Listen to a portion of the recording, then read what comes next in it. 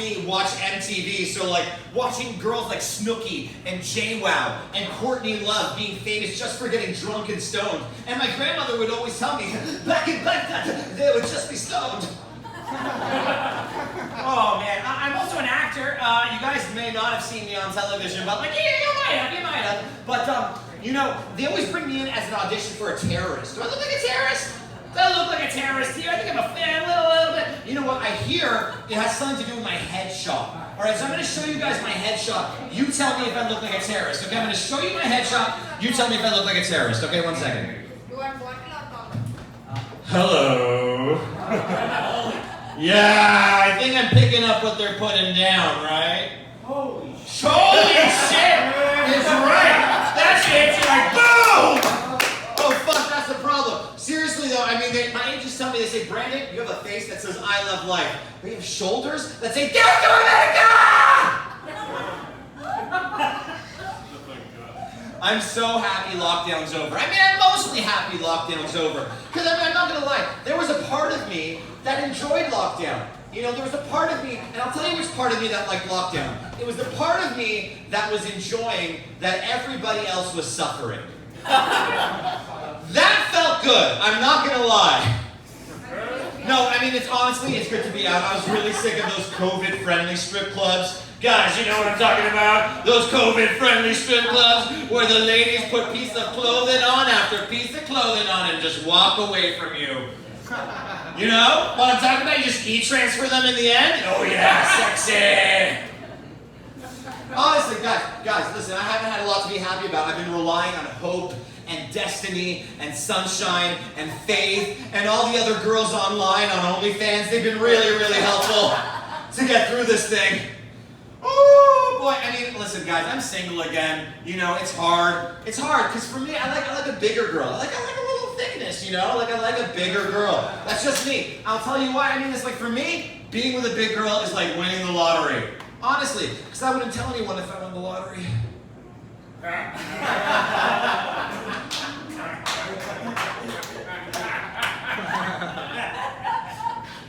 Woo! Oh man. No, it's hard to break up with a girl in the days of texting because you always have to worry about typos, representing what you're saying. I mean, like, here's something you gotta learn. T and R are right beside each other, so keep an eye out, because I wanted to tell my girlfriend, I was like, listen, it's been great, you know, you were a hoot. Yeah. I called her a hoot. I mean, it was doomed, you know, because we were very jealous people. Anyone here in a relationship? Yeah? Yeah? Anyone here in an open relationship? Yeah? Oh God. We couldn't handle it. We really couldn't. I mean, I'm telling you, we were very jealous people of each other. You know, I wouldn't let her be with any other guys. She wouldn't let me be with any other girls, so we had to compromise, and we came to the conclusion that we can only do gay stuff. Honestly, she said that she had to be there when I sucked that dick. Not because it would turn her on, because she was afraid I'd run away with the dude. Anyone else that fucking jealous?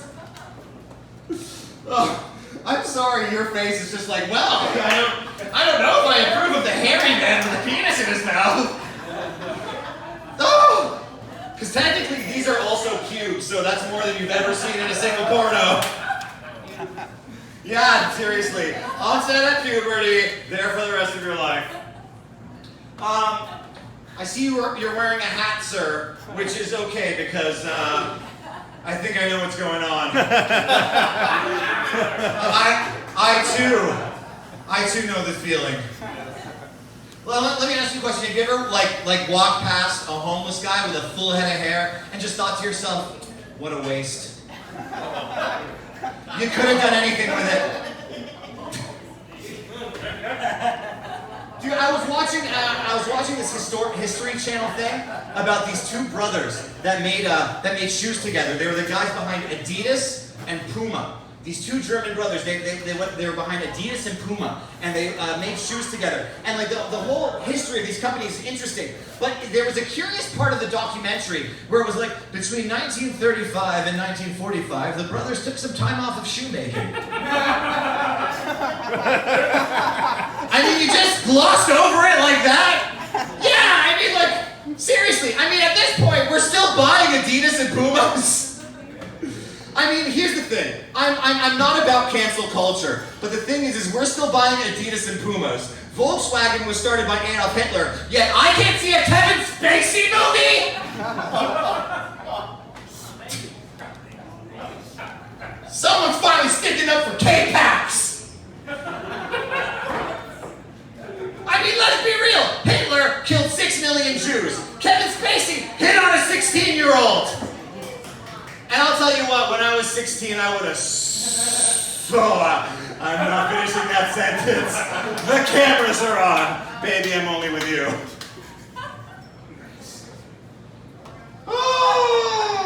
Yo, I was at a doctor's office recently during the pandemic. I was at an ultrasound clinic, you know. I had to get an ultrasound, and I was there. And the only other people getting ultrasound were women. It was all just a bunch of women. I started feeling like a little self-conscious, so I just have to be the first to tell you that I was there getting a dude's ultrasound.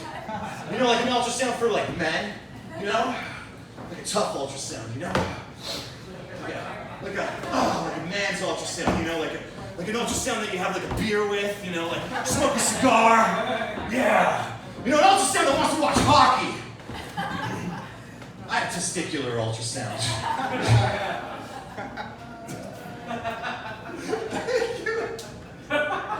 I'm okay. Thanks for asking, you degenerates. It's fine!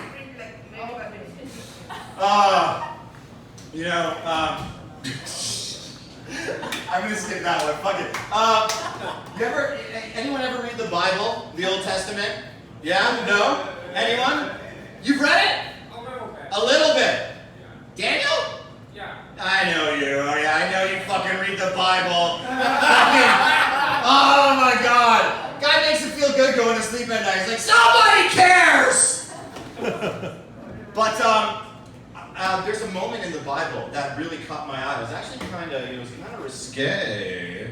The Bible is actually pretty, let me tell you what. Because there was a portion where Abraham and Sarah, you guys know who Abraham and Sarah is? You know Abraham and Sarah? Good people. Abraham and Sarah, I see them every week at the Jewish meetings. You see, I know, they're nice people. But the thing is that when they had to cross the lands in Egypt, unfriendly lands, Abraham had a conversation with Sarah. And Abraham says to Sarah, he says, Sarah, you are such a beautiful woman that if the men of Egypt knew that you were single, they knew that you were married, they would kill me to try and take you. That's rough. That's rough. So then Abraham says to Sarah, he says, so while you're in Egypt, just tell people I'm your brother. And whatever happens in Egypt, stays in Egypt. Am I right? There's fucking cuckolding in the Bible. No, okay. That wasn't, you know, that didn't blow your fucking minds that there was wife swapping in the Old Testament. Because I still, to this day, send my girlfriends out to get plowed by Egyptian dudes. So times haven't fucking changed. It's a Jewish thing. Trust me. Matt, thanks for having me at your show. Yes. Yeah, I'm so glad that we can do comedy together. Me too. Me too. Not like in the 50s. Not like in the 50s. In the 50s, they say things are separating the people today. Back in the 50s, the only thing separating people was like 50 meters of barricades. And German Shepherds. And the entire legal system. Matt, I'm really happy to be here with you tonight. Okay, last thing I'm gonna leave you on this. Anyone here like basketball fan? Basketball fans? Do you guys know who Andrea Bargnani is? I met him. You met him? I am so jealous. Andrea Bargnani. I met him with Drozen and Chris Bosh when I was on the Toronto Raptors court, and I met Drake. My brother threw me on there without even knowing. Holy shit. Did you give her time? Yeah. She fucking needs it. I gotta hear this story. God. Oh, fucking shit. Here's the thing. Andrea, I'm jealous. Because Andrea Bargnani's my hero, my personal hero. Thank you! I know, right? Because I also know what it's like.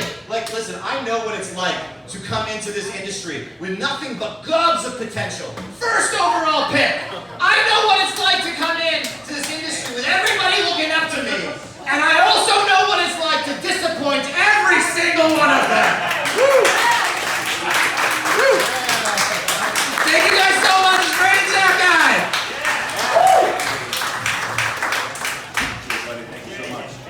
Great, Zakkai.